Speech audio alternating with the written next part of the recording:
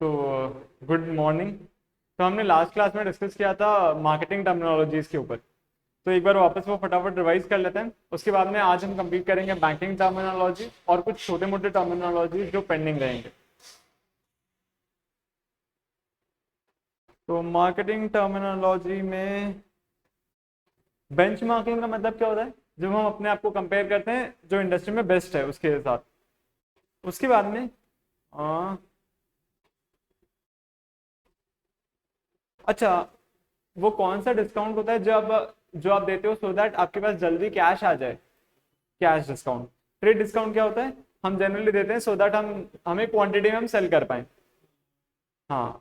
उसके बाद में क्रॉस सेलिंग का मतलब, एक अपसेलिंग होता है, क्रॉस सेलिंग होता है। आप जो प्रोडक्ट सेल कर रहे हैं उससे रिलेटेड जो सारे प्रोडक्ट्स होते हैं आप वो सेल करना चाहते हैं तो उसको हम बोलते हैं क्रॉस सेलिंग। जैसे आप अगर कार सेल कर रहे हो तो आप उसके साथ वो कार के मैट्स, जो सीट कवर्स, ये सब सेल करते हो उसको हम बोलते हैं क्रॉस सेलिंग।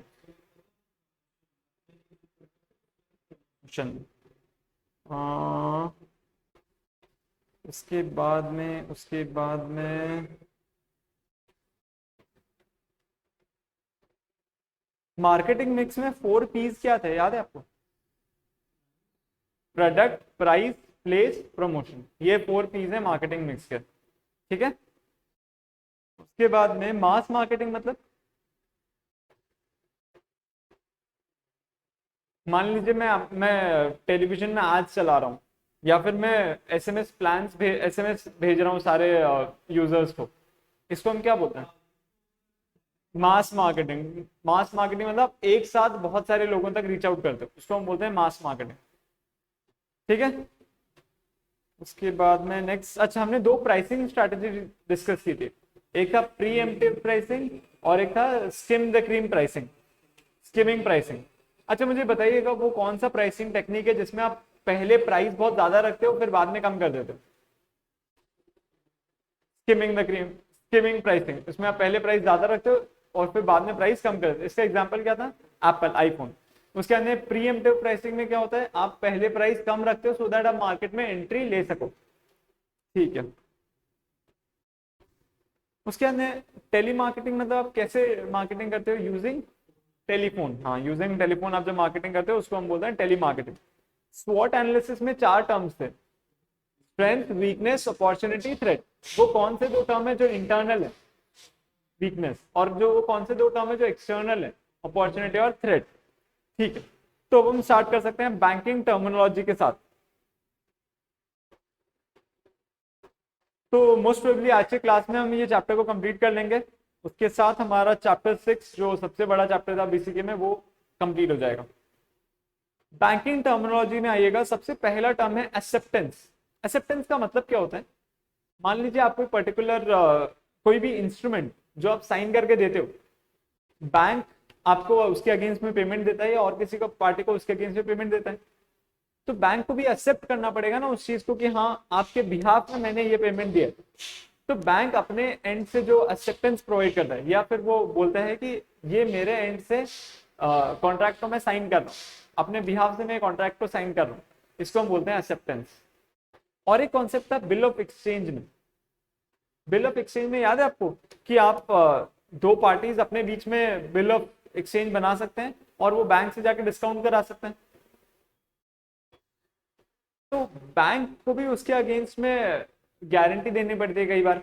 मान लीजिए आपको बिल ऑफ एक्सचेंज और किसी पार्टी को ट्रांसफर करना चाहते हैं, वो पार्टी बोल रहा है कि नहीं आप बैंक से गारंटी लाओ कि अगर आपने पेमेंट नहीं दिया तो बैंक देगी, तो वो होता है गारंटी। या कई बार आप बैंक के नाम पे एक बिल ऑफ एक्सचेंज बनाते हो, ये होता है एक्सेप्टेंस, कि बैंक उसको एक्सेप्ट करती है। तो ये होते हैं एक्सेप्टिंग हाउस। इनका काम होता है यही कि या तो वो आपके बिल ऑफ एक्सचेंज को एक्सेप्ट करेंगे या फिर गारंटी प्रोवाइड करेंगे। ये होते हैं एक्सेप्टिंग हाउस। अकाउंट बैलेंस, अपने बैंक अकाउंट में कितने पैसे पड़े हुए हैं, कितने डेबिट हुए, कितने क्रेडिट हुए, क्या बैलेंस बचा, उसको हम बोलते हैं अकाउंट बैलेंस। हाँ, ट्रांजैक्शन के बाद में जो आपका बैलेंस बचता है उसको हम बोलते हैं अकाउंट बैलेंस। अच्छा, मुझे बताइएगा, अगर लिखा हुआ your account has been credited by rupees से 10,000, इसका मतलब आपके अकाउंट में पैसे आए या गए? आए। लेकिन अकाउंट्स में हम जब करते हैं हम तो क्रेडिट, हाँ, पैसा जाना होता है, फिर ऐसा क्या? क्योंकि हम अकाउंटिंग बैंक के व्यू पॉइंट से, बैंक अपने व्यू पॉइंट से अकाउंटिंग करता है कि देखो इसके अकाउंट में पैसे आए हैं, ठीक है। फिर next accrued interest. Accrued interest मतलब जो इंटरेस्ट पेमेंट नहीं हुआ है और वो अक्रू हो रहा है। जैसे इसका अगर एग्जांपल लेंगे हम, मान लीजिए आपने एक एफडी लिया था 1/6/2021 को और उसका अमाउंट था ₹5 lakh.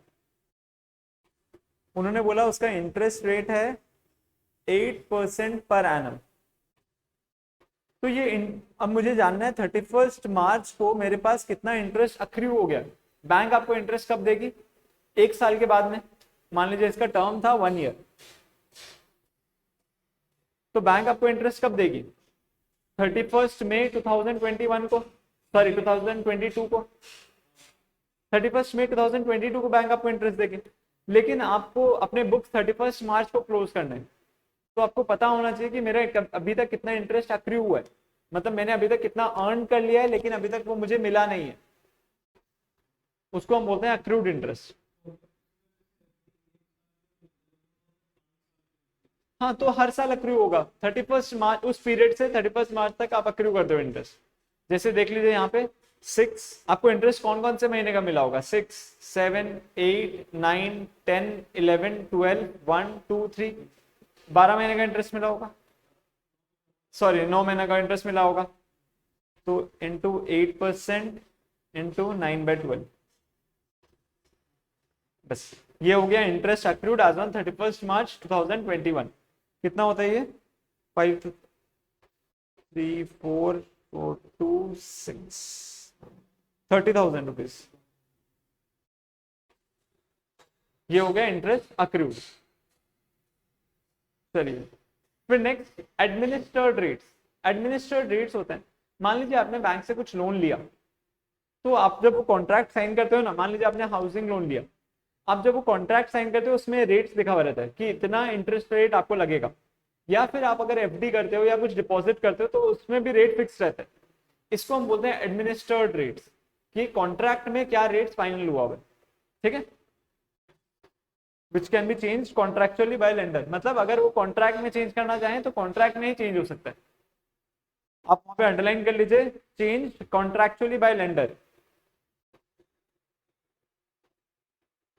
Change contractually by lender. तो कॉन्ट्रैक्ट में जो रेट्स लिखे हुए रहते हैं वो सिर्फ यूजिंग कॉन्ट्रैक्ट से चेंज हो सकते हैं।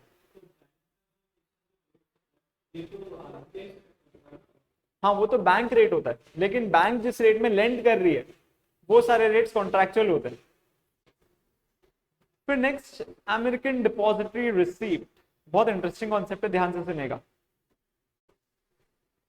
एडीआर। अब मान लीजिए एक कंपनी है इंडिया में, इंफोसिस लिमिटेड, इंडिया में एनएससी बीएससी में लिस्टेड है ये। अब मान लीजिए ये न्यूयॉर्क स्टॉक एक्सचेंज में लिस्ट होना चाहती है, अमेरिका में, यूएसए में न्यूयॉर्क स्टॉक एक्सचेंज। अब ये इंफोसिस लिमिटेड वहां पे लिस्ट होना चाहती है, लेकिन वहां की जो रेगुलेशन है ना, बहुत ज्यादा ही स्ट्रिक्ट रेगुलेशन है, जो यहाँ से हमारे लिए फॉलो करना थोड़ा डिफिकल्ट हो जाता है। और उसके बाद में फिर वहां पे पब्लिक लिस्टिंग होने से वहां पे एक ऑफिस खोलना पड़ेगा, फिर इतने सारे काम वहां पे देखने पड़ेंगे। तो और एक उसके रिगार्ड्स में और एक ऑप्शन है कि आप अमेरिकन डिपॉजिटरी रिसीप्ट इशू कर सकते हो। इसका मतलब क्या होता है? आप एक कस्टोडियन को हायर करते हो या फिर उसके साथ कॉन्ट्रैक्ट करते हो। कस्टोडियन का क्या काम क्या होता है? आप यहाँ पे जो शेयर्स इशू करने वाले थे आप वो कस्टोडियन को दे दोगे।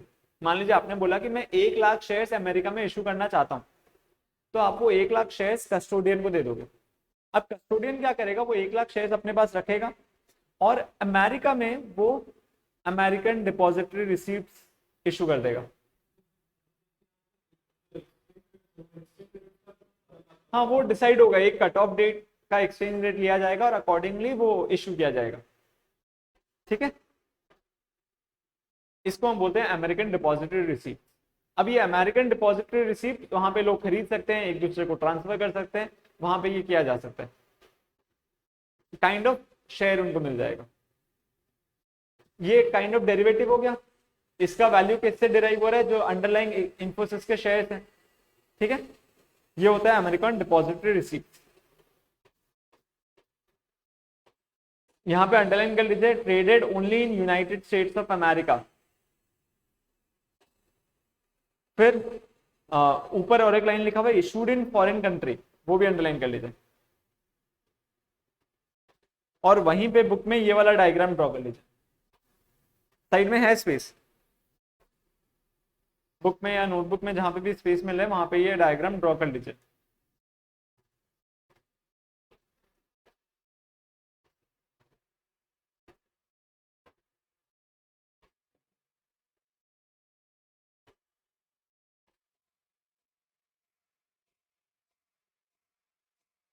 कर लिया आपने?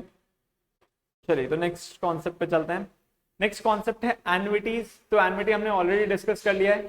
आप इधर एक लमसम पेमेंट देते हो और फिर आपको रेगुलरली कुछ इंस्टॉलमेंट्स एक फिक्स अमाउंट का कंटिन्यूसली मिलता रहता है for a certain period of time. इसको हम बोलते हैं एन्युइटी। या फिर आप कोई पर्टिकुलर अमाउंट का रीपेमेंट करते हो, ईएमआई आप एक फिक्स अमाउंट कर लेते हो और आप उसको रीपे करते रहते हो। उसके अंदर नेक्स्ट है automated clearing house. Automated clearing house क्या होता है? आप जो चेक्स इशू करते हैं ना, आप जो चेक्स इशू करते हैं, बैंक ड्राफ्ट इशू करते हैं, ये सब क्लियर होता है। क्लियर क्या होता है? ये जाता है एक हाउस के पास जो वेरीफाई करता है कि इसके सारा डेटा करेक्ट है, आपके अकाउंट में पैसे पड़े हैं, सामने वाले का अकाउंट ऑपरेटिव है, और वो फिर आपके अकाउंट से पैसे डिडक्ट करके उसमें ट्रांसफर कर देता है। इसको हम बोलते हैं ऑटोमेटेड क्लियरिंग हाउस। यहाँ पे अंडरलाइन कर लीजिए, administers the process of cheque and fund clearance between banks.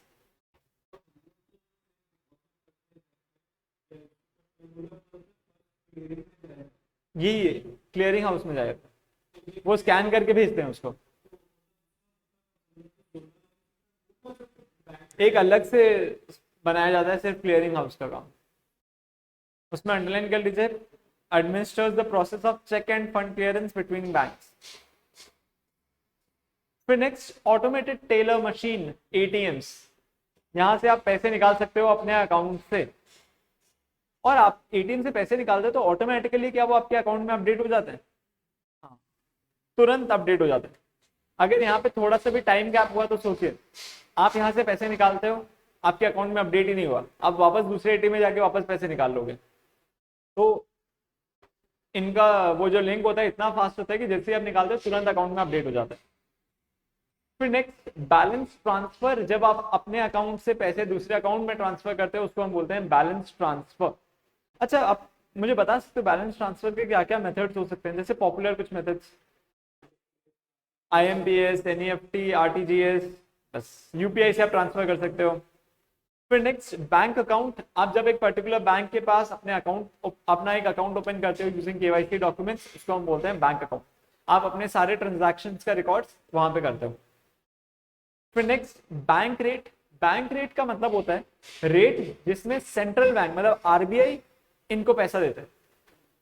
जो कमर्शियल बैंक है उनको पैसा दिया जाता है, उसको हम बोलते हैं bank rate. It is also called as discount rate, तो वो अंडरलाइन कर लीजिए, डिस्काउंट रेट। और फिर अंडरलाइन कीजिएगा lends to the commercial bank. Second line में लिखा हुआ है lends to the commercial bank. फिर हाँ बोलिए। हाँ, तो आरबीआई भी इनको पैसा देता है, कुछ इंटरेस्ट रेट लेता है आरबीआई। मान लीजिए आरबीआई ने एसबीआई को 100 करोड़ दिया, तो आरबीआई उससे 4%, 5% ऐसा कुछ एक इंटरेस्ट रेट चार्ज करेगा। इसको हम बोलते हैं बैंक रेट।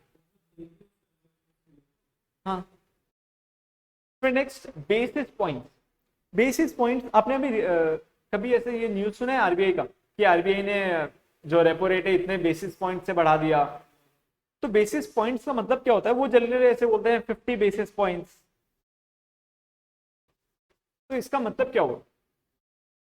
इसका मतलब हुआ 50 डिवाइडेड बाय 100 इक्वल्स टू 0.5%। मतलब एक बेसिस पॉइंट इक्वल्स टू 1/100%। ठीक है, तो आप यहाँ पे लिखा हुआ भी होगा 1/100 और 1%, तो उसको अंडरलाइन कर लीजिए बस। फिर बाउंस चेक, मतलब आपने मान लीजिए कि आपने कोई चेक डिपॉजिट किया, आपको किसी सामने वाले बंदे से चेक मिला, पेमेंट मिली, आपने उस चेक को डिपॉजिट किया बैंक अकाउंट में। अब वो बैंक अकाउंट में आपके पैसे आए ही नहीं, वो चेक बाउंस हो गया। इसका मतलब क्या हुआ बाउंस हो गया? हाँ वो सामने वो क्लियरिंग हाउस ने चेक क्लियर नहीं किया। इसके रीजन क्या क्या हो सकते हैं? रीजन क्या क्या हो सकते हैं? एक है सामने वाले के अकाउंट में पैसे नहीं होंगे, एक जनरल रीजन ही होता है। सेकंड हो सकता है सिग्नेचर मिसमैच हो गया। थर्ड हो सकता है कि डेट नहीं मैच कर रहा है, मतलब डेट गलत डाला हुआ है, डेट जा चुका है, ये हो चुका है, ठीक है, या फिर उन्होंने उस चेक पे पेमेंट स्टॉप कर दी है। तो ये सब कुछ रीजंस हो जाते हैं जिससे चेक बाउंस हो सकता है। तो आपने तो डिपॉजिट कर दिया होगा, आपको पता ही नहीं है, आपने डिपॉजिट कर दिया, ठीक है।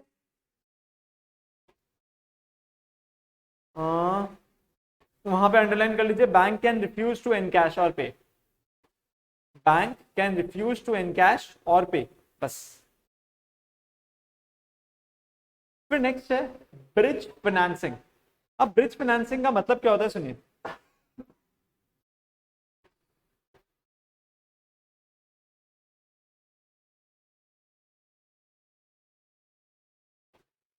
मान लीजिए आप, लोन्स दो टाइप के हो सकते हैं, आप शॉर्ट टर्म लोन ले सकते हो, लॉन्ग टर्म लोन ले सकते हो, ठीक है। मान लीजिए आपका जो शॉर्ट टर्म लोन है वो 6 महीने के अंदर अंदर एक्सपायर हो जाएगा, मतलब 6 महीने के अंदर अंदर आपको वो शॉर्ट टर्म लोन को रिपे करना है। और ये जो लॉन्ग टर्म लोन आपने लिया हुआ है, मतलब आप लेने वाले हो आफ्टर 1 ईयर, आपका जो सीसी या ओडी लोन है या शॉर्ट टर्म जो भी लोन लिया हुआ है, आपको 6 महीने के अंदर अंदर उसको पेमेंट कर देना है। उसके उसके 6 महीने बाद, मतलब अभी से 1 साल बाद में आपको लॉन्ग टर्म लोन सैंक्शन होने वाला है। अभी आपको हुआ नहीं है या सैंक्शन होने वाला है या फिर ऑलरेडी मैच्योर हो चुका है। तो ये जो 6 महीने के बीच का रहा, इसके टाइम आपको फंड्स चाहिए होंगे बिजनेस करने के लिए। तो इस टाइम हम फंड्स कहाँ से अरेंज करेंगे? हमारे शॉर्ट टर्म लोन हमें रिपे करने हैं, लॉन्ग टर्म लोन हमें 1 साल बाद मिलने वाला है। तो ये जो टाइम पीरियड है इसके बीच में, ये जो 6 महीने का टाइम पीरियड है, इस टाइम जब आप बैंक से फाइनेंस मांगने जाते हो, इसको हम बोलते हैं ब्रिज फाइनेंसिंग, ठीक है। इसको हम बोलते हैं ब्रिज फाइनेंसिंग। तो यहाँ पे आप अंडरलाइन कर लीजिए गैप फाइनेंसिंग, इसको हम गैप फाइनेंसिंग भी बोलते हैं। और अंडरलाइन कीजिए time and cash flow between a short term loan and long term loan is filled up. तो ये एक ब्रिज के जैसे काम करता है, एक एंड पॉइंट होगा शॉर्ट टर्म लोन वाला, एक एंड पॉइंट होगा लॉन्ग टर्म लोन वाला। इस दोनों के बीच का जो टाइम पीरियड है, जब आपके पास फंड्स नहीं है, आपको फंड्स चाहिए, तो आप बैंक के पास जाते हो और उनको बोलते हो कि भैया मुझे इतने पीरियड के लिए फाइनेंस कर दो। इसको हम बोलते हैं ब्रिज फाइनेंसिंग। फिर नेक्स्ट कैप, मतलब एक मैक्सिमम लिमिट। कैप का मतलब होता है लिमिट, तो आप कैप को अंडरलाइन करके साइड में लिख लीजिए लिमिट। कैप का मतलब होता है limit, limit of interest rates, limit of mortgages. मान लीजिए आप बैंक से कुछ अग्रीमेंट साइन करते हो, तो आपने एक कैप का वो डलवा लिया कि मैक्सिमम अगर इंटरेस्ट रेट बढ़ भी जाता है तो मैक्सिमम में 9% तक इंटरेस्ट रेट दूंगा, ठीक है। तो ये सब आप एग्रीमेंट साइन कराते हो। मान लीजिए आपने होम लोन लिया 6.5% में। अब जरूरी नहीं है कि 6.5% हमेशा चले, वो लोग क्या करते हैं, रेपो रेट प्लस कुछ परसेंट चार्ज करते हैं। मान लीजिए अब आरबीआई ने रेट बढ़ा दिया तो आपका रेट भी बढ़ जाएगा। आप उस एग्रीमेंट में करवा सकते हो कि मेरे लिए कैप लगा लीजिए, मैक्सिमम 9% ही इंटरेस्ट रेट दूंगा मैं, उससे ज्यादा मेरा इंटरेस्ट रेट नहीं होना चाहिए, ठीक है। नहीं, वो इंटरेस्ट रेट वैरी हो सकता है, वेरिएबल होता है, ऐसा नहीं है कि वो फिक्स्ड हो गया रेट, ठीक। फिर next cashier cheque. Cashier cheque, मान लीजिए आप जो एक चेक काट के देते हैं और उससे कैश विड्रॉ करते हैं, इसको हम बोलते हैं कैशियर चेक। तो यहाँ पे अंडरलाइन कर लीजिए drawn by a bank on its own name.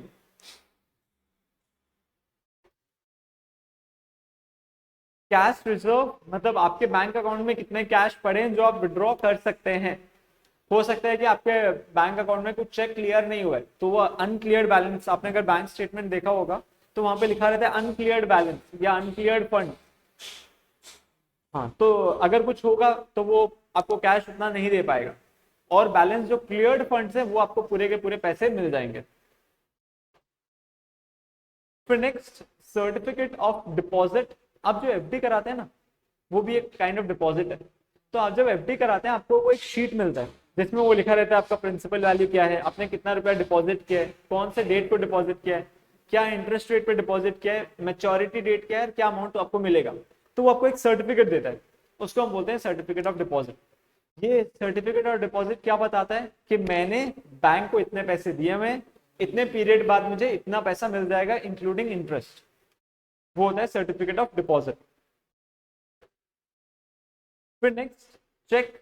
Check एक निगोशिएबल इंस्ट्रूमेंट है जिससे आप अपने अकाउंट से बैलेंस ट्रांसफर कर सकते हो या फिर विड्रॉ कर सकते हो फंड्स। फिर क्लियरिंग हमने ऑलरेडी डिस्कस कर लिया, क्लियरिंग का मतलब क्या होता है, और क्लियरिंग हाउस का मतलब भी हमने ऑलरेडी डिस्कस कर लिया।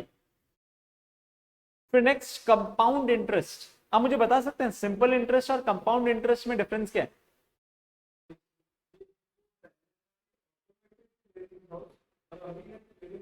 वही सेम चीज है, सेम चीज है। अब ऑटोमेटिक क्लियरिंग हाउस हो गया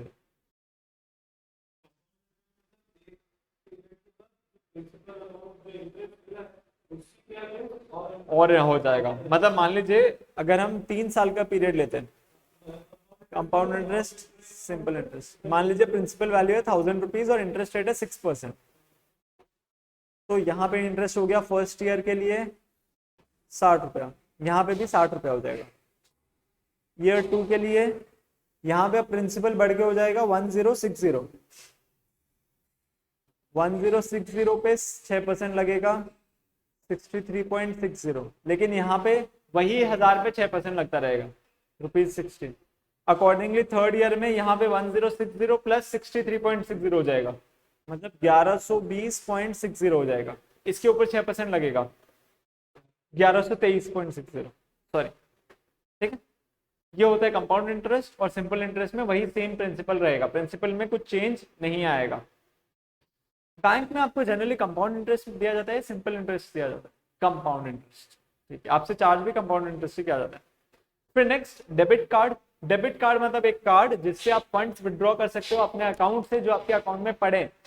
क्रेडिट कार्ड क्या होता है, आपको एक कार्ड दिया जाता है जिससे आप फंड्स विड्रॉ कर सकते हो एक्सीडिंग आपके अकाउंट से पैसे। जैसे मान लीजिए आपके अकाउंट में 1 लाख रुपए पड़े, डेबिट कार्ड में आप मैक्सिमम 1 लाख ही विड्रॉ कर सकते हो, क्रेडिट कार्ड में आप मोर देन 1 लाख विड्रॉ कर पाओगे, आपको एक लिमिट दिया जाता है। फिर डिपॉजिट स्लिप, आप कुछ भी कैश अपने बैंक अकाउंट में डिपॉजिट करना चाहते हो, कोई चेक डिपॉजिट करना चाहते हो, उसको हम डिपॉजिट स्लिप में रखते हैं। आपने कभी डिपॉजिट स्लिप भरा हुआ है? आप क्या क्या डिटेल्स डालते हो डिपॉजिट स्लिप में?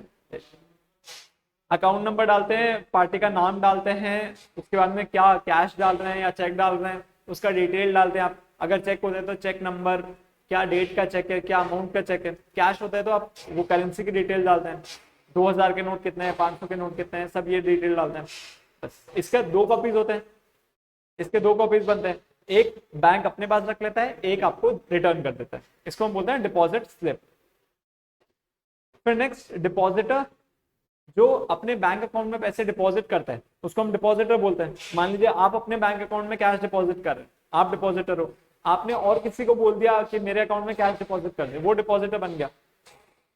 फिर डेट सेटलमेंट, मान लीजिए आपने कुछ लोन लिया था, अब आप वो रीपे नहीं कर पा रहे, तो आपने बैंक को बोला कि देखो हम सेटलमेंट कर लेते हैं, मान लीजिए मेरा लोन 1 लाख रुपीज का है, मैं आपको 1 लाख दे देता हूँ प्लस कुछ इंटरेस्ट। आप जितना इंटरेस्ट, मान लीजिए बैंक ने इंटरेस्ट कंपाउंड करके बताया 50,000 रुपीज इंटरेस्ट लग गया, आप बोलते हो मैं 50,000 नहीं दे पाऊंगा, मैं 20,000 ही दे पाऊंगा, 20,000 लेके आप क्लियर कर दो ये डेट।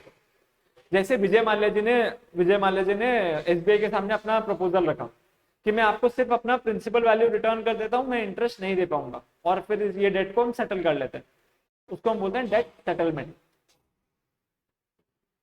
फिर नेक्स्ट डेट रीपेमेंट, मतलब आप कैसे वो डेट को रीपे कर रहे हो, उसको हम बोलते हैं डेट रीपेमेंट। डेट मतलब principal plus interest. Debt recovery, debt recovery मतलब बैंक, अब आप पैसे नहीं दे रहे, बैंक को अब ये पैसे आपसे रिकवर करने, तो बैंक ने जो मॉर्गेज रखा हुआ था आपसे, मान लीजिए आपने अगर हाउस लोन लिया है, व्हीकल लोन लिया है, और कुछ गिरवी रख के आपने लोन लिया है, तो बैंक या तो उसको बेचेगी या उसको अपने नाम पे कर लेगी। तो जैसे आप देखियोगे वो घर को नीलाम कर देते हैं, वो रिकवरी करने के लिए लोन, या फिर गाड़ी को उठा के ले आते हैं, वो सब लोन रिकवरी के मेजर्स होते हैं। फिर नेक्स्ट ई कैश, आप डिजिटल मीडियम से अगर ट्रांजैक्शंस करते हो उसको हम बोलते हैं e cash. Electronic cash and digital cash, तो आपके बैंक अकाउंट में जो पैसे पड़े हैं और आप फोन पे से यूज करते हो उसको ट्रांसफर करते हो, तो वो ई कैश माना जाता है कि आप वो ई कैश है, आप उसको ट्रांसफर कर रहे हो एक अकाउंट से दूसरे अकाउंट में। फिर अर्ली विड्रॉल पेनल्टी, मान लीजिए आपने कोई एफडी कराया हुआ है, आपने एफडी 5 साल का किया हुआ है, अब आपको 3 साल के अंदर अंदर उस एफडी को ब्रेक करना पड़ रहा है, आपको वो पैसे चाहिए, आपने बोला कि और मैं वेट नहीं कर सकता, मुझे 3 साल के अंदर अंदर वो पैसे चाहिए, ठीक है।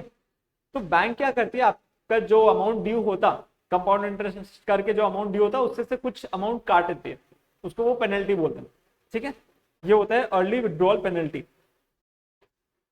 इसको अंडरलाइन कर लीजिए यहाँ पे, early withdrawal of a fixed investment by a investor, early withdrawal of a fixed investment by an investor. फिर अर्नेस्ट मनी डिपॉजिट, मान लीजिए कोई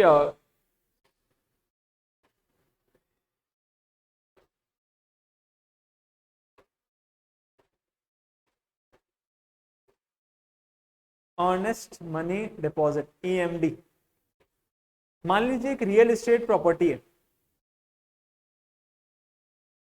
उसके बायर भी होंगे, उसके सेलर भी होंगे।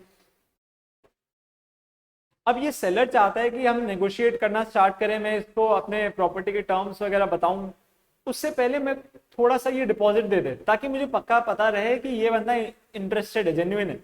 ऐसा नहीं हो कि मैं इतना इसके आगे पीछे भागा दौड़ी करूं और फिर बाद में मना ही कर दे पूरा। तो वो क्या करते हैं, वो उससे बोलते हैं कि आप कुछ अमाउंट 2% 3% जो भी प्रॉपर्टी का वैल्यू, आप कुछ अमाउंट डिपॉजिट कर दीजिए। ये जब हम ट्रांजैक्शन करेंगे उससे पहले पहले ये पैसा, मतलब ये पैसा आपको इधर काट, मान लीजिए कि 100 करोड़ का अमाउंट है, बोले कि आप 2 करोड़ पेमेंट कर दीजिए, नेक्स्ट आप जब खरीदेंगे हम उससे लेस कर देंगे 2 करोड़। इसको हम बोलते हैं अर्नेस्ट मनी डिपॉजिट।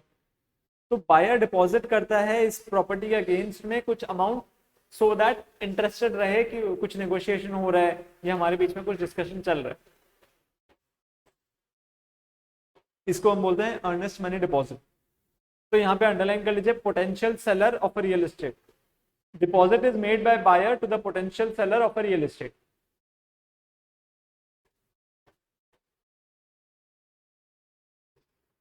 फिर एक्सपायरेशन डेट, मतलब वो इंस्ट्रूमेंट कब एक्सपायर होगा। आपको पता है चेक का एक्सपायरी डेट क्या होता है, मान लीजिए, हाँ, चेक आप जो डेट लिखते हो उससे 3 महीने के अंदर अंदर ही वैलिड रहता है, उसके बाद में वो एक्सपायर हो जाता है। तो भाई एक्सपायरेशन डेट मतलब वो 3 महीने जब एंड होगा उसको हम बोलते हैं एक्सपायरेशन डेट। तो यहाँ पे एग्जाम्पल लिख लीजिए, cheque expire after 3 months of date mention.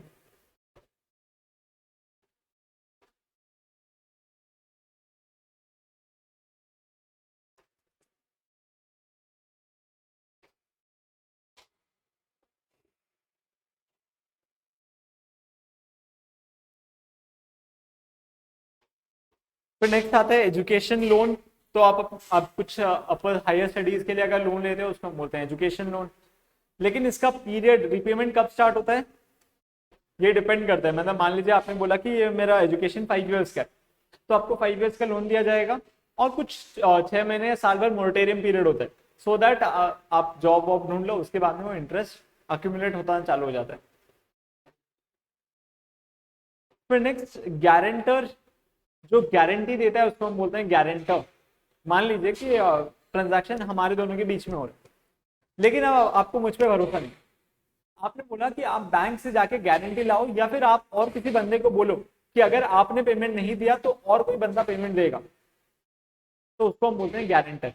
तो बैंक भी गारंटी प्रोवाइड करती है, कुछ कमीशन बैंक चार्ज करती है और फिर गारंटी भी सर्विस प्रोवाइड करती है। फिर नेक्स्ट इंस्टॉलमेंट कॉन्ट्रैक्ट। इंस्टॉलमेंट, आप जो कोई पर्टिकुलर चीज बाय करते हो एक कॉन्ट्रैक्ट में कि मैं उसका पेमेंट ईएमआई से करूंगा या रेगुलरली पे करूंगा, उसको हम बोलते हैं इंस्टॉलमेंट कॉन्ट्रैक्ट। फिर इंटरेस्ट रेट, आप जो फिक्स डिपॉजिट देते हो या फिर आप जो सेविंग बैंक में अकाउंट रखते हो, जो पैसे यूज करता है बैंक और आपको इंटरेस्ट देता है, तो क्या रेट पे देता है उसको हम बोलते हैं इंटरेस्ट रेट्स। जैसे एसबीआई तो 3.5% होता है और फिक्स डिपॉजिट का 5.5 से 6% ही है, ठीक, उसको हम बोलते हैं इंटरेस्ट रेट। फिर नेक्स्ट इंटरनेट बैंकिंग। आपने यूज किया है कभी इंटरनेट बैंकिंग? आप जब आपको अपना यूजर आईडी डालना पड़ता है, पासवर्ड डालना पड़ता है, और फिर आप जब एक अकाउंट से दूसरे अकाउंट से पेमेंट कर सकते हो, अपने अकाउंट स्टेटमेंट को देख सकते हो, मतलब आप बेसिकली सारे बैंक ट्रांजैक्शन वहां पे बैठे बैठे कर सकते हो, इसको हम बोलते हैं इंटरनेट बैंकिंग। कि आप banking services over internet use कर सकते हो। फिर नेक्स्ट लेटर ऑफ क्रेडिट, ये ध्यान से सुनिएगा, लेटर ऑफ क्रेडिट क्या होता है।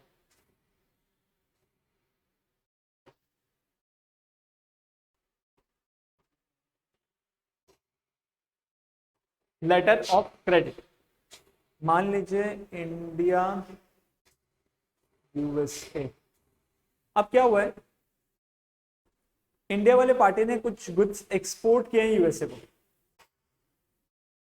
अब मान लीजिए अगर यूएसए वाला पार्टी पेमेंट नहीं दिया तो इंडिया वाला क्या ही कर लेगा, इसीलिए वो क्या करता है, वो यूएसए वाले पार्टी को बोलता है आप यूएसए की कोई एक बैंक से बात कीजिए, उससे एक अग्रीमेंट में साइन करवाइए, उसको बोलिए लेटर ऑफ क्रेडिट इश्यू करेगा। इसका मतलब कि अगर आपने पेमेंट नहीं दिया तो वो बैंक लायबल होगी पेमेंट देने के लिए, ठीक है, कि अगर आपने पेमेंट नहीं दिया तो बैंक लायबल होगी मुझे पेमेंट देने के लिए। तो बैंक क्या करती है, उसको एक लेटर पे लिख के देती है कि अगर इस बंदे ने पेमेंट नहीं दिया तो मैं लायबल होऊंगा इतना पेमेंट देने के लिए, फिर अपने कंडीशन टर्म्स सब कुछ स्टेट किया जाता है, उसको हम बोलते हैं लेटर ऑफ क्रेडिट। देखिए यहाँ पे वही चीज लिखा हुआ है, document issued by bank, bank issue करती है on behalf of the buyer और importer stating its commitment to pay a third party a specific amount for the purchase of goods by its customer who is the buyer, ठीक है। Letter of credit are mainly use in international trade transactions. आप ये वाला diagram वहां पे बना लीजिए कि इंडिया वाले पार्टी ने एक्सपोर्ट किया यूएसए को, तो यूएसए की बैंक इश्यू करेगी एक लेटर, इसको हम बोलते हैं लेटर ऑफ क्रेडिट।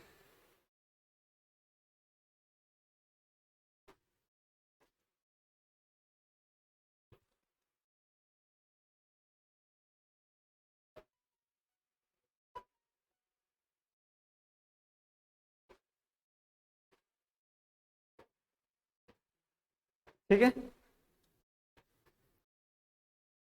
चलिए फिर नेक्स्ट लॉक इन पीरियड। जैसे हमने बोला कि इंटरेस्ट रेट तो ऐसे इतना वैरी नहीं होना चाहिए, कुछ एक फिक्स्ड पीरियड होना चाहिए, तो आप लॉक इन पीरियड में जा सकते हो कि जो आपने रेट कोट किए हैं वो इतने पीरियड के लिए फिक्स रहेंगे, वो वैरी नहीं होंगे, उसको हम बोलते हैं लॉक इन पीरियड। तो यहाँ पे लिख लीजिए no change in the quoted mortgage rates for a specified period of time, उसको अंडरलाइन कर लीजिए। मॉर्गेज का मतलब पता है आपको क्या होता है, हाँ, किसी के अगेंस्ट लोन लेना, गिरवी रख के लोन लेना।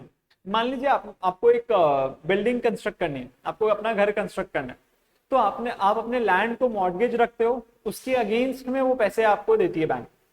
अगर इनकेस मान लीजिए आप पेमेंट नहीं कर पाए तो हाँ, तो बैंक वो लैंड को सेल करेगी, अपने प्रोसीड्स को रिकवर करेगी, जो पैसा बचा वो आपको दे दिया जाएगा। ये होता है mortgage as a collateral to secure the payment of the debt. तो आप यहाँ पे अंडरलाइन कर लीजिए collateral for the loan in order to secure the payment of the debt. Maturity मतलब कब वो अमाउंट मैच्योर होगा। मान लीजिए हमने एफडी कराया है 5 साल का, इसका मतलब मैच्योरिटी पीरियड कितना है, 5 साल की, 5 साल बाद आपको ये पैसे मिलने वाले हैं, ये होता है मैच्योरिटी पीरियड, ठीक है। फिर नेक्स्ट मार्केट वैल्यू, मान लीजिए बैंक ने गिरवी रखा हुआ है लैंड, ठीक, बैंक ने बोला कि ये लैंड में गिरवी रख के आपको 20 लाख का लोन दे रहा हूं, तो बैंक क्या करती है, सर्वे कराती है कि इसका मार्केट वैल्यू क्या है, पता चला इसका मार्केट वैल्यू 40 लाख है, तो बैंक अगर इसको सेल करेगी मार्केट में तो बैंक को 40 लाख रुपीज मिलेगा, ये होता है मार्केट वैल्यू। और यहाँ पे उन्होंने इकोनॉमिक्स का थोड़ा ज्ञान डाल दिया कि जहां पे डिमांड का वो सप्लाई का जिस पॉइंट पे मिलते हैं वो मार्केट प्राइस होता है, ये उन्होंने थोड़ा सा इकोनॉमिक्स का ज्ञान यहाँ पे डाल दिया। ऑनलाइन बैंकिंग वो सेम एज इंटरनेट बैंकिंग का, आप कोई भी मीडियम यूज कर, इंटरनेट का मीडियम यूज करके अगर आप बैंकिंग करते हो उसको हम ऑनलाइन बैंकिंग बोलते हैं। ओवरड्राफ्ट, ओवरड्राफ्ट मतलब आप अपने अकाउंट से एक्सेस अमाउंट विड्रॉ कर सकते हो। मान लीजिए आपके अकाउंट बैलेंस में पड़ा हुआ है 1 लाख रुपया, आपको बैंक ने बोला मैं आपको 50,000 का ओडी लिमिट देता हूँ, ओवरड्राफ्ट लिमिट। इसका मतलब आप अपने बैंक अकाउंट से 1,50,000 का पेमेंट कर सकते हो। 1 लाख जो आपके अकाउंट में पड़ा हुआ है, एक्स्ट्रा 50,000 मतलब नेगेटिव 50,000 तक आपका बैंक बैलेंस जा सकता है। इसको हम बोलते हैं ओवरड्राफ्ट। हाँ, बैंक आपको लोन दे रही है ना, बैंक उस 50,000 पे फिर इंटरेस्ट चार्ज करती है।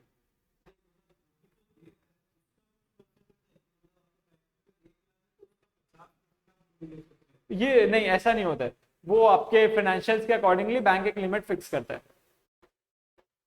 फिर नेक्स्ट पेयर और पेई, जो पेमेंट करता है उसको हम क्या बोलते हैं, पेयर, जिसको पैसे मिलने वाले हैं वो पेई। फिर नेक्स्ट पिन, पिन मतलब एक सीक्रेट कोड जिससे आप अपने एटीएम से अगर विड्रॉ करते हो तब होता है। आप यूपीआई में अगर ट्रांजैक्शन, आप अगर फोन पे वगैरह से ट्रांजैक्शन करते हो, यूपीआई आपको एक पिन डालना पड़ता है, ये सब पिन में आ जाते हैं, पर्सनल आइडेंटिफिकेशन नंबर। फिर नेक्स्ट एक बहुत पॉपुलर टर्म है रेपो रेट और रिवर्स रेपो रेट, तो ये ध्यान से सुन लीजिएगा, इन दोनों के साइड में स्टार कर लीजिए, रेपो रेट क्या होता है और रिवर्स रेपो रेट क्या होता है, ध्यान से सुनिए। सिमिलरली कनेक्टेड टू है, बैंक रेट से ही कनेक्टेड है, लेकिन ये टॉपिक का मतलब क्या है सुन लीजिए। सेंट्रल बैंक ऑफ इंडिया कौन है, RBI, reserve bank of India, central bank of India. और फिर उसके अंदर बहुत सारे कमर्शियल बैंक्स होते हैं।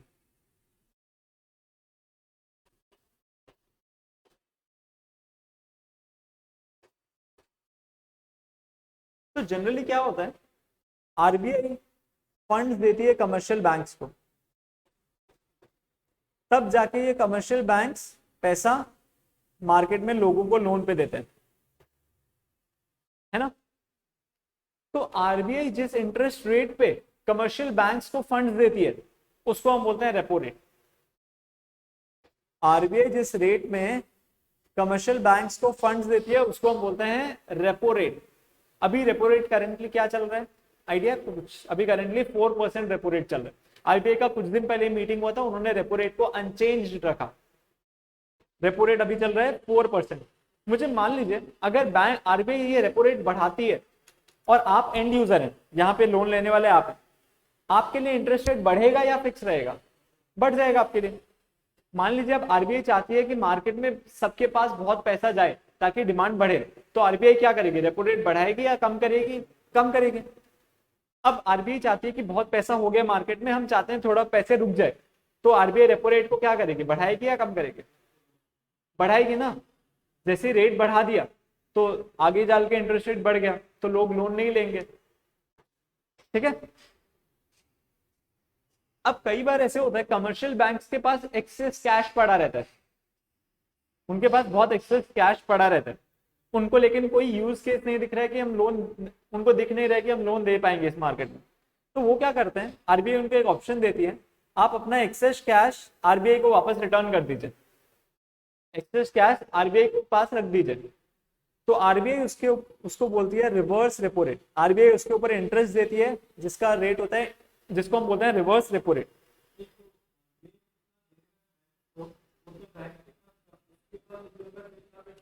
हाँ, उनके पास मान लीजिए बहुत ज्यादा कैश पड़ा हुआ है, वो ऐसे रिटर्न नहीं कर सकते, उनके पास बहुत कैश पड़ा हुआ है, लेकिन उनको कोई अभी फिलहाल के लिए कुछ ऐसा दिख नहीं रहा जहां पे वो इस पैसे को लगा सके, तो वो क्या करते हैं, ये पैसे को बोलते हैं कि आपके पास रख लीजिए। तो अब जब वो पैसा दे रहे हैं, आरबीआई अगर इंटरेस्ट चार्ज करे तो ये भी पैसा दे रहे हैं तो इंटरेस्ट चार्ज करेंगे। मुझे बताइएगा, reverse repo rate commercial bank उनको दे, आरबीआई को दे रही है तब, तो यहाँ पे ये रिवर्स रेपो रेट से ज्यादा होगा या कम होगा, कम होगा। अगर ज्यादा होगा तो फिर तो बहुत बेनिफिट है उनके लिए, वो 4% में लेंगे और उनको ज्यादा में दे देंगे। तो रिवर्स रेपो रेट अभी शायद 3.75% करीब चल रहा है।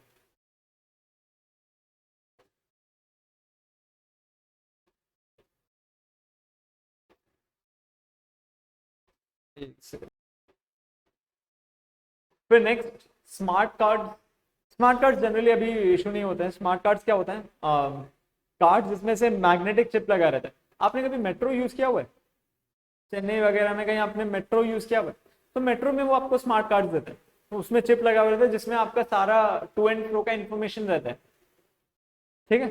तो स्मार्ट कार्ड का काम होता है, जैसे डेबिट कार्ड क्रेडिट कार्ड से क्या होता है, आप कैश विड्रॉल और कर सकते हैं, यहाँ पे सारा डेटा रहता है कि आप कहाँ कहाँ गए हुए थे, या फिर जो अकॉर्डिंगली जो कंपनी इशू कर रही है वो सारा डेटा रहता है उनके पास, स्टोरेज प्रोसेस और आइडेंटिफिकेशन के लिए।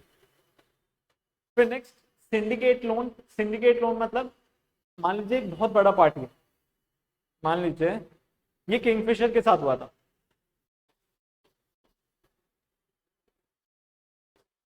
मान लीजिए किंगफिशर ने बोला कि मुझे बहुत सारा लोन चाहिए, बहुत सारा। उन्होंने एक अमाउंट कोट किया, मुझे 1000 करोड़ का लोन चाहिए। अब एक अकेली बैंक अगर देगी तो उसके ऊपर रिस्क कितना ज्यादा होगा। मान लीजिए अगर एसबीआई से बोलते नहीं मैं अकेली दूंगी तो बहुत ज्यादा रिस्क होगा। तो एसबीआई, आईसीआईसीआई, एक्सिस, पीएनबी, ये सब मिल गए एक साथ और बोला चलो हम मिल के इसको 1000 करोड़ दे देते हैं। ये सब ने मिल के इसको 1000 करोड़ दिए। इनके बीच में जो अलग डिवीजन हुआ होगा, इनके बीच में अग्रीमेंट हुआ होगा जो जितना दे सकता है। इसको हम बोलते हैं कि हाँ सिंडिकेट लोन, कि ये सब मिलके सिंडिकेट होके एक लोन दे रहे हैं 1000 करोड़ का।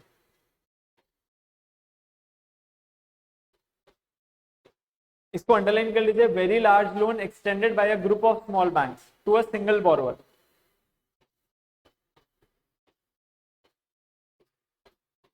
फिर टाइम डिपॉजिट, इसका नाम, इसका और एक नाम होता है फिक्स डिपॉजिट। यहाँ पे साइड में लिख दीजिए, टाइम डिपॉजिट के साइड में लिख दीजिए fix deposit.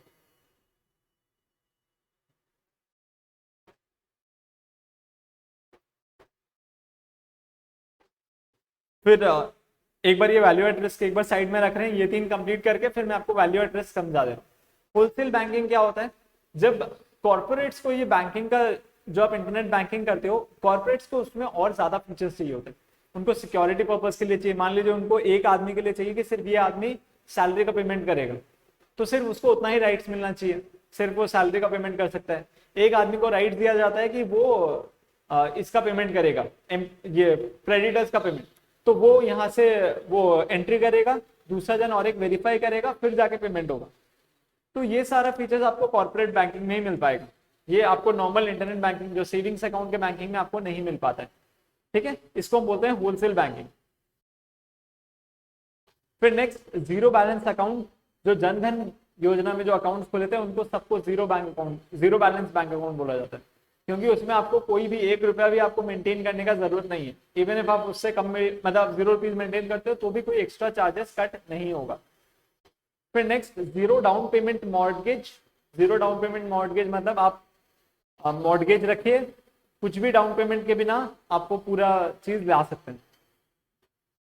Zero down payment मतलब आपको कुछ भी अपफ्रंट पेमेंट नहीं देने, जीरो अपफ्रंट पेमेंट। ये उन्होंने ऐसे ही लिख रखा है, यहाँ पे अंडरलाइन कर लीजिएगा, does not make any down payment while borrowing. अब एक बार आ जाइए वैल्यू एट रिस्क समझने के लिए। ये फाइनल का टॉपिक है, लेकिन सिंस उन्होंने यहाँ पे टर्म दे रखा है तो मैं आपको बस एक बेसिक समझा देता हूँ कि वैल्यू एट रिस्क का मतलब क्या होता है।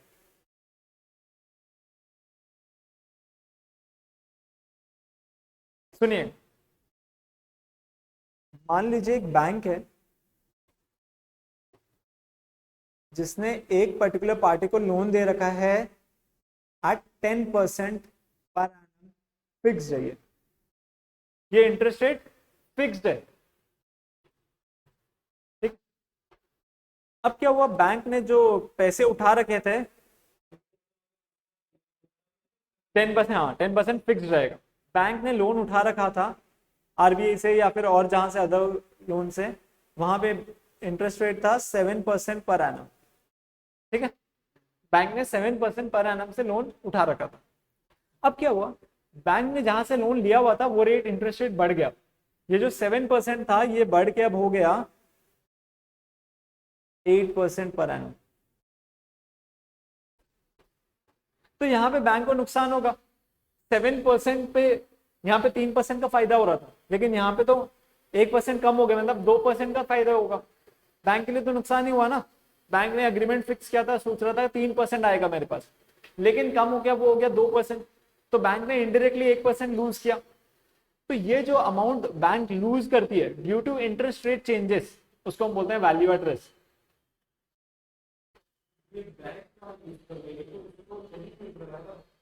क्या चीज बोल रहे हैं? बैंक 10% में लोन दे रखी है, लेकिन बैंक ने पहले 7% में लोन ले रखा था। ये लोन का इंटरेस्ट रेट बढ़ के अब 8% हो गया, तो बैंक तो लूज कर रही है ना। वही चीज, ठीक है, इसको हम बोलते हैं वैल्यू एट रिस्क। तो यहाँ पे अंडरलाइन कर लीजिए, stake of subject to loss from a variation in prevalent interest rates. Interest rate change होने की वजह से बैंक को कितना नुकसान होता है उसको हम बोलते हैं वैल्यू एट रिस्क। तो ये फाइनल में इसका कैलकुलेशन इन डिटेल दिया हुआ है, subject to loss from a variation in prevalent interest rates. तो इसके साथ सारे बैंकिंग टर्मिनोलॉजीज कंप्लीट होते हैं। अब कुछ छोटे मोटे अदर बिजनेस टर्मिनोलॉजीज हैं जो हम कंप्लीट कर लेते हैं। चलिए पलट के क्या देख रहे हैं, छोटा मोटा तो है। एक्विजिशन, एक्विजिशन मतलब जब एक कंपनी दूसरे कंपनी को टेक ओवर कर लेती है, मतलब अपने अंडर ले आती है, उसको हम बोलते हैं acquisition. Takes over the other organisation and controls all its business operation. इसको अंडरलाइन कर लीजिए। रिलायंस ने जस्ट डायल को अक्वायर किया, मतलब एक्विजिशन किया। यहाँ पे एग्जाम्पल लिख लीजिए, example Reliance acquired just dial.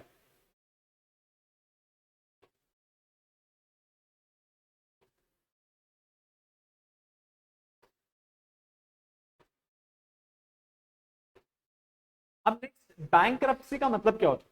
मान लीजिए आपने अभी वो चाइना का वो एवरग्रीन क्राइसिस सुना था, एवरग्रीन या एवरग्रैंडे ऐसा करके कुछ है ना, उनका real estate company, second largest company. तो चाइना का एक रियल एस्टेट कंपनी है, वो फेस कर रहा था बैंकरप्सी, मतलब चांसेस थे अब, लेकिन मुझे पता नहीं अभी रिसेंट अपडेट्स क्या हुए। तो बैंकरप्सी का मतलब क्या होता है, मतलब क्या होता है वो सुनिए। बैंक मतलब एक कंपनी के बैलेंस शीट में एसेट्स भी होंगे और यहाँ पे लायबिलिटीज होंगे जो उसको रिपेयर करनी है। अब बैंकरप्सी मतलब बैंक के पास ये जो लायबिलिटीज है ना, बैंक को वो तो पे करने, लेकिन उसके पास जो एसेट्स हैं इधर वो रिकवर नहीं कर पा रही है वो पैसे, या फिर उसके एसेट्स इतने सफिशिएंट नहीं है कि सारे लायबिलिटीज को रीपे कर पाए। ठीक है, उसको हम बोलते हैं बैंकरप्सी। तो इस सिचुएशन में क्या होता है, एक लिक्विडेटर अपॉइंट किया जाता है, मतलब एक्सटर्नल एजेंसी को अपॉइंट किया जाता है। उसका काम क्या होता है, वो ये सारे एसेट्स को बेचता है और यहाँ से पैसे लेके आता है, सारे एसेट को सेल करता है, पहले सेल करके उसके बैंक अकाउंट में कैश आ गया। अब ये कैश को ये सारे लायबिलिटी पे ऑफ करने के लिए यूज किया जाता है। तो जितने पे ऑफ हो सकते हैं उसका एक शेड्यूल बनाया जाता है, जितना वो पेमेंट कर सकते हैं और बाद बाकी को बिना पैसे ही बैठने पड़ता है। ये जो पूरा प्रोसेस होता है उसको हम बोलते हैं बैंकरप्सी। तो अभी इंडिया में ये एडमिनिस्टर किया जाता है इंसॉल्वेंसी एंड बैंकरप्सी कोड 2016 के अंडर। ठीक है, तो आप ये वाला चीज भी यहाँ पे लिख लीजिए, यहाँ पे वो लिखा हुआ नहीं। In India bankruptcy is governed bye, ऊपर है ना इतना स्पेस, वहां पे लिख लीजिए, in India bankruptcy is governed bye IBC code 2016। उसका फुल फॉर्म है इंसॉल्वेंसी एंड बैंकरप्सी कोड 2016।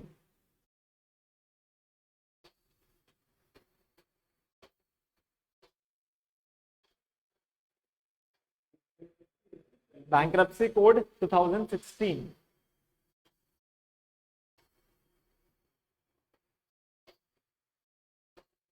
ठीक, सीओडी यहाँ।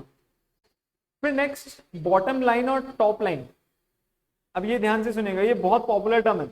अब अगर वो शार्क टैंक वगैरह देखोगे, ये बॉटम लाइन टॉप लाइन यही सब बात करते रहते हैं। तो इसका मतलब क्या होता है, बॉटम लाइन का मतलब क्या होता है और टॉप लाइन का मतलब क्या होता है।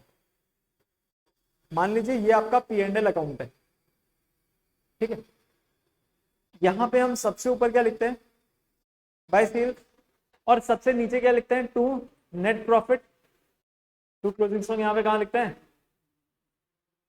हाँ टू नेट प्रॉफिट लिखते हैं। तो जब आप इसको रिफर कर रहे हैं इसको हम बोलते हैं टॉप लाइन, और जब आप इसको रिफर कर रहे होते हैं उसको हम बोलते हैं बॉटम लाइन। मान लीजिए मैं अगर बोल रहा हूं कि मुझे अपना बॉटम लाइन बढ़ाना है, तो मुझे क्या करना पड़ेगा, अपने सेल को बढ़ाना पड़ेगा, अपने एक्सपेंसेस को कम करना पड़ेगा, तब जाके मेरा बॉटम लाइन बढ़ेगा। तो आप क्या करेंगे, बुक में ये वाला साइड में ड्रॉ कर लीजिए और लिख लीजिए टॉप लाइन किसको रेफर करते हैं और बॉटम लाइन किसको रेफर करते हैं। अब P&L में पोजीशन के हिसाब से इसको बॉटम लाइन टॉप लाइन बोला जाता है।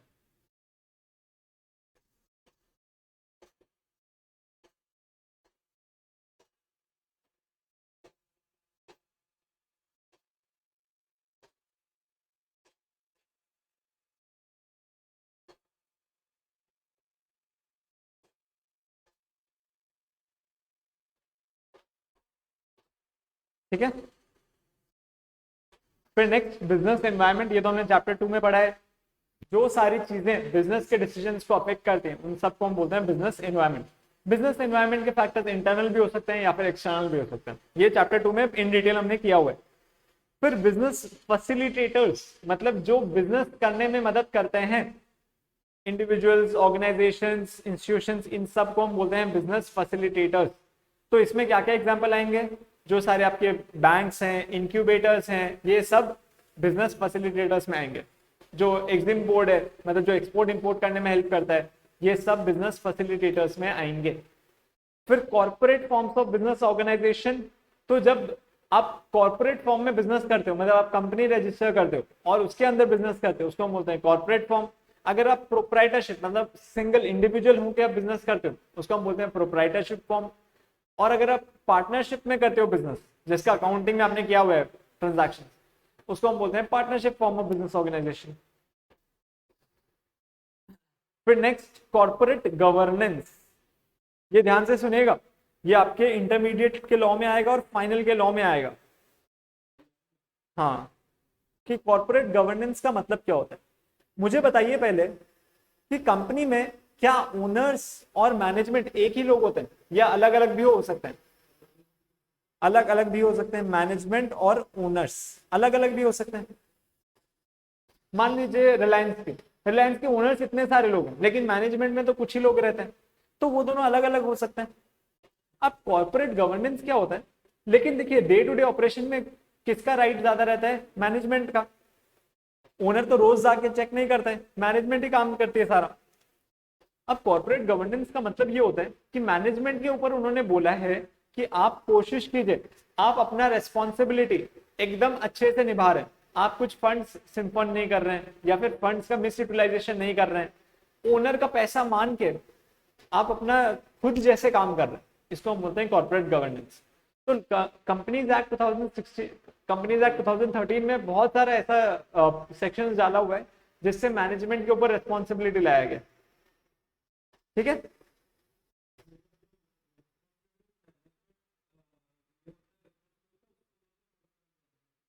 हाँ, नहीं नहीं, वो डिलीजेंटली करें उसको हम बोलते हैं corporate governance.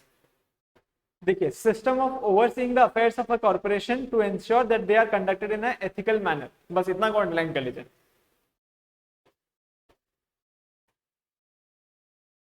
System of overseeing the affairs of a corporation to ensure that they are conducted in a ethical manner as per the provisions of law है, जो provisions of law लिखा हुआ है ना उसको अंडरलाइन कीजिए और ऊपर एरो देके लिख दीजिए कंपनीज एक्ट 2013। कंपनीज एक्ट में जनरली लिखा हुआ है और भी बहुत सारे सेबी वगैरह में भी लिखा हुआ है, लेकिन हमारे लिए प्रेवेलेंट कंपनीज एक्ट 2013 है। फिर ई कॉमर्स, जो कमर्शियल एक्टिविटीज यूजिंग इंटरनेट होता है, इसको हम बोलते हैं ई कॉमर्स। जैसे फ्लिपकार्ट हो गया, अमेजोन हो गया, उड़ान हो गया, जो सारे कमर्शियल एक्टिविटीज यूजिंग इंटरनेट होता है उसको हम बोलते हैं ई कॉमर्स। फिर नेक्स्ट इलेक्ट्रॉनिक फाइलिंग, आपको कंपनी को इनकम टैक्स रिटर्न्स फाइल करने होते हैं, एमसीए के पास अपने फॉर्म्स फुलफिल करने होते हैं, ये सबको इलेक्ट्रॉनिकली फाइल किया जाता है। पहले क्या होता है, मैनुअली आप वो फॉर्म को प्रिंट करके स्टैम्प साइन करके लेके जाते थे, अब वो इलेक्ट्रॉनिकली आपको अपलोड करना होता है। ठीक है, उसको हम बोलते हैं इलेक्ट्रॉनिक फाइलिंग। तो यहाँ पे अंडरलाइन कर लीजिए, method of filing of tax returns and tax forms on internet. अब ये ग्लोबलाइजेशन आप मुझे बताएंगे, हमने डिस्कस किया था एलपीजी, लिबरलाइजेशन, प्राइवेटाइजेशन और ग्लोबलाइजेशन। ग्लोबलाइजेशन का मतलब क्या होता है? जब आप अपने कंट्री को नेशन के साथ मिला देते हो, उसको हम बोलते हैं ग्लोबलाइजेशन। मतलब फ्री ट्रेड, आप भी कहीं पे जाके एक्सपोर्ट कर सकते हो, कोई भी आके यहाँ पे आपके कंट्री में इंपोर्ट करके सेल कर सकता है।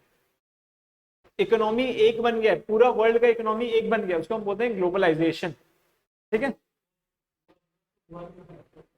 हुआ है बहुत सारा, पहले कितना कम था, अब तो देखिए कितने सारी फॉरेन कंपनीज यहाँ पे इंडिया में। Process of removing the barriers to international trade in goods and services and the international flow of capital, इसको अंडरलाइन कर लीजिए। फिर गुडविल, मतलब उसका रेपुटेशन क्या है, या फिर अगर आप कंपनी बेच रहे हो, आपके कंपनी के नेट एसेट्स आते हैं 100 करोड़, कोई कोई 120 करोड़ देने के लिए रेडी है, तो इसका मतलब 20 करोड़ आपका गुडविल है, आपका नाम का पैसा दिया जा रहा है। फिर इंफ्रास्ट्रक्चर मतलब आप अपने एक्टिविटीज करने के लिए आपको क्या क्या चीजें चाहिए जो फैसिलिटेट करेंगे, जैसे ब्रिजेस हो गया, रोड्स हो गया, इलेक्ट्रिसिटी कनेक्शन हो गया, ये सब हो जाता है इंफ्रास्ट्रक्चर में जाता है। फिर next joint product and by product. आपने कभी ये बनते हुए देखा है, शुगर केन से शुगर बनते हुए देखा है, या ऐसे सुना तो होगा कि शुगर केन से शुगर बनता है। तो मान लीजिए ये शुगर केन है, इसको प्रोसेसिंग में डाला जाता है, फिर यहां से वो लिक्विड वगैरह ऐड करते हैं, तो एक कंपाउंड बनता है। अब उसी कंपाउंड से आपको शुगर भी मिलता है, उसी कंपाउंड से आपको वो गुड़ होता है ना, तो हम क्या बोलते हैं, जैगरी, उसी कंपाउंड से मिलता है आपको। ठीक है, तो यहां तक जो प्रोसेस होके वो स्टेज आया जब वो आपको वो सॉल्यूशन मिला है जहां से वो शुगर और जैगरी के लिए अलग अलग होगा, उस स्टेज को हम, ये जो प्रोडक्ट आया उसको हम बोलते हैं जॉइंट प्रोडक्ट। ये जो कंपाउंड आया ना उसको हम बोलते हैं जॉइंट प्रोडक्ट। अब आप जब ये प्रोसेस करते हो ना, जॉइंट प्रोडक्ट हो गया, या इसके बाद में भी आप जो प्रोसेस करते हो, ये शुगर जैगरी आप बनाते हो, इसके साथ मोलासेस निकल जाते हैं, जो एक्स्ट्रा मतलब गंदगी जो होता है वो सब निकल जाता है, या फिर जो शुगर केन जो क्रश हुआ हुआ बचा हुआ है ना वो भी निकल जाता है, उसको हम बोलते हैं बाय प्रोडक्ट। मतलब आपने अपना प्रोसेसिंग किया, आपको ये सब एक्स्ट्रा चाहिए ही नहीं था, फिर भी ये सब निकल गया, तो एक्स्ट्रा क्या आ जाता है, मोलासेस आ जाता है। फिर का शुगर केन क्रश, इसको हम बोलते हैं बाय प्रोडक्ट। ठीक है,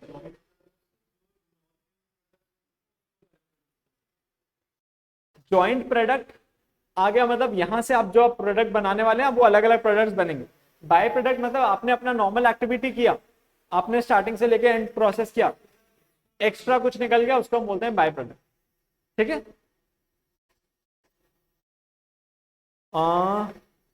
यहाँ पे उन्होंने देखिए, यहाँ पे मोलासेस इन शुगर इंडस्ट्री में लिख रखा है।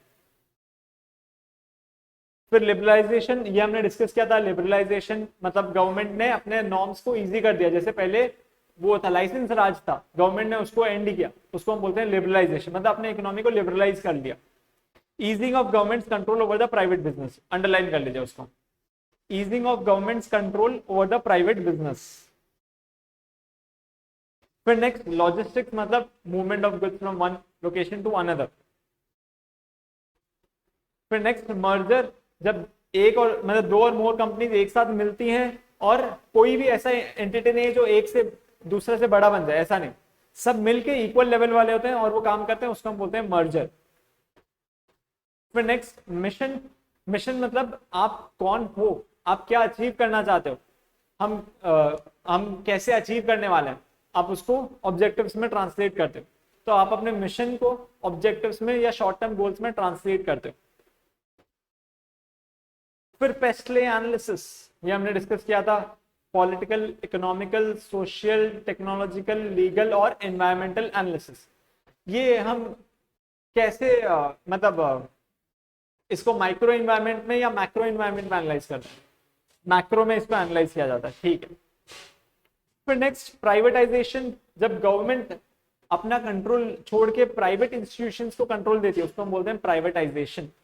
यहां पे अंडरलाइन कर लीजिए, dispensing with the state ownership of business enterprises. जैसे अभी एयर इंडिया प्राइवेटाइजेशन हो गया, पहले वो गवर्नमेंट के कंट्रोल में था, अब वो एयर टाटा के पास आ गया, टाटा सिंस के पास।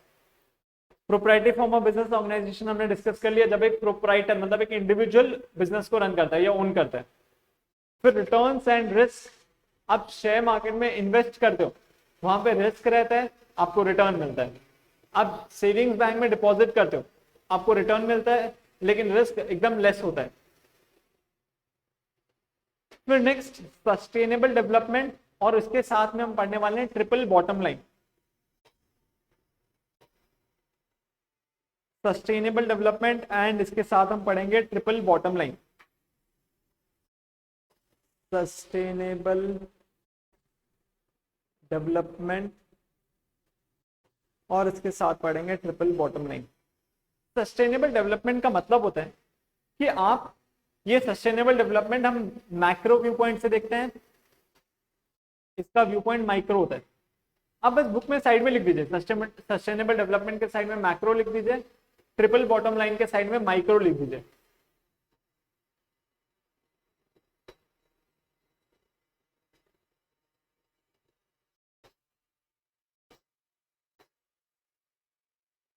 अब इसका मतलब क्या होता है वो सुन लीजिए। सस्टेनेबल डेवलपमेंट का मतलब होता है कि आप सिर्फ और सिर्फ प्रॉफिट्स के पीछे नहीं भाग रहे, आप और बाकी चीजें भी सोच रहे हैं, सिर्फ और सिर्फ प्रॉफिट्स के बारे में नहीं सोच रहे हैं।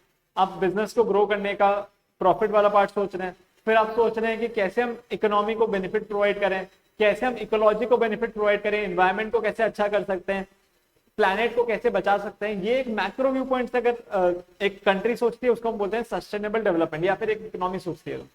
ट्रिपल बॉटम लाइन में तीन चीज आती है, प्रॉफिट, पीपल और एक होता है इन्वायरमेंट, प्लैनेट।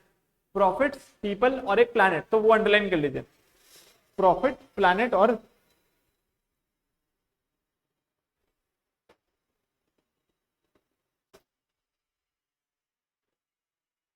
प्रॉफिट, पीपल और प्लैनेट। तो इसका मतलब क्या होता है, ट्रिपल बॉटम लाइन एक इंडिविजुअल ऑर्गेनाइजेशन के व्यू पॉइंट से देखा जाता है कि वो प्रॉफिट्स कमाएं लेकिन एथिकल एक्टिविटीज से कमाएं। पीपल वहां पे जो काम कर रहे हैं, जो सोसाइटी के अंदर वो ऑपरेट कर रहे हैं, वहां पे उनको बेनिफिट प्रोवाइड करें। प्लैनेट, वो ऐसा कुछ काम नहीं करें जिसकी वजह से इन्वायरमेंट खराब हो रहा है। तो अब रिसेंटली रिलायंस ने भी स्टार्ट कर दिया था टीबीएल रिपोर्टिंग। वो बताते हैं कि हम पीपल के लिए क्या क्या कर रहे हैं, प्लैनेट के लिए क्या क्या कर रहे हैं, प्रॉफिट्स कमाने के लिए तो उनको बताना ही पड़ता है, ठीक है। तो इसको हम बोलते हैं टीबीएल रिपोर्टिंग, ये भी आपके फाइनल में है एक पार्ट। फिर नेक्स्ट, टर्म इंश्योरेंस। जब आप एक इंश्योरेंस कवर लेते हैं फॉर अ लार्ज, कि आप इनकेस अगर कुछ डेथ हो गया मेरा, तो मुझे एक मतलब आपके फैमिली को या आपके डिपेंडेंट को एक बहुत ह्यूज अमाउंट मिलेगा, उसको हम बोलते हैं टर्म इंश्योरेंस। हाँ, लाइफ इंश्योरेंस के अंदर सब कैटेगरीज होता है, एक होता है टर्म इंश्योरेंस, ठीक है। लेकिन आपको मान लीजिए कि आपने किया कि मुझे 60 इयर्स के अंदर अगर कुछ हो जाता है तो मुझे ये अमाउंट मिल जाना चाहिए, ये होता है टर्म इंश्योरेंस। अगर 60 इयर्स एंड हुआ, आपको कुछ नहीं हुआ, तो आपको कुछ भी अमाउंट मिलने वाला नहीं है उस टाइम, वो गया पैसा। फिर टीबीएल हमने डिस्कस कर लिया। टर्न अराउंड, टर्न अराउंड का मतलब होता है, टर्न अराउंड मतलब घूम जाना।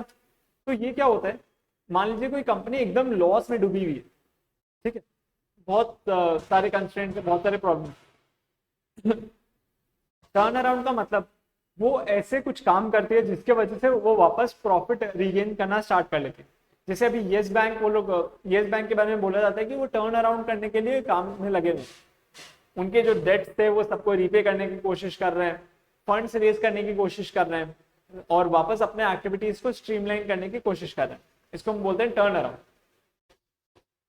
यहाँ पे एक वर्ड अंडरलाइन कर लीजिए, फाइनेंशियल रिकवरी। फिर और एक चीज, ये पूरा लाइन ही अंडरलाइन कर लीजिए ना, फर्स्ट वाला पूरा लाइन अंडरलाइन कर लीजिए, financial recovery of a company that has been performing poorly for an extended time. फिर नेक्स्ट, विजन। विजन मतलब वो क्या अचीव करना चाहती है कंपनी, मिशन मतलब कैसे अचीव करेगी, विजन मतलब वो क्या अचीव करना चाहती है। जैसे फ्लिपकार्ट का विजन था कि हमें इंडिया का अमेजोन बनना है, वो उनका विजन था, और मिशन वो कैसे करेंगे वो मिशन में आता है कि हम कस्टमर पे फोकस करेंगे, हम अपने सप्लाई चेन को एक्सटेंड करेंगे, फास्टर डिलीवरीज देंगे, ये सब मिशन में जाता है। फिर नेक्स्ट, होल लाइफ इंश्योरेंस। जब लाइफ इंश्योरेंस आप लेते हो, आप अपने एम्प्लॉइज के लिए इन बल्क लेते हो, उसको हम बोलते हैं होल लाइफ इंश्योरेंस। तो इसके साथ आपका चैप्टर 6 कंप्लीट होता है। तो चैप्टर 6 में बहुत सारे टर्म्स हैं और बहुत सारे रेपिटेटिव टर्म्स हैं और कुछ टर्म्स हैं, मतलब बहुत सिंपल टर्म्स ही हैं सारे, तो हमने वो सबको डिस्कस किया हुआ है। तो एग्जाम में कैसे आते हैं क्वेश्चन, इधर वो आपको टर्म का मीनिंग ऑप्शंस में दे देंगे, आपको सिलेक्ट करना है, या फिर वो आपको मीनिंग दे देंगे और आपको वो टर्म सिलेक्ट करना है, बस। तो आप इसको 2 दिन बाद रिवाइज करेंगे तो सारे टर्म्स आपके मन में आ जाएंगे। चलिए, तो इसके साथ चैप्टर 6 कंप्लीट होता है। हमारा बीसीके में सिर्फ एक चैप्टर बचा हुआ है, चैप्टर 5। तो चैप्टर 5 मैक्सिमम शायद एक क्लास लगेगा अपने को, तो मोस्ट प्रोबेबली शायद नेक्स्ट क्लास तक हम चैप्टर 5 कंप्लीट कर लेंगे। ठीक है, थैंक यू।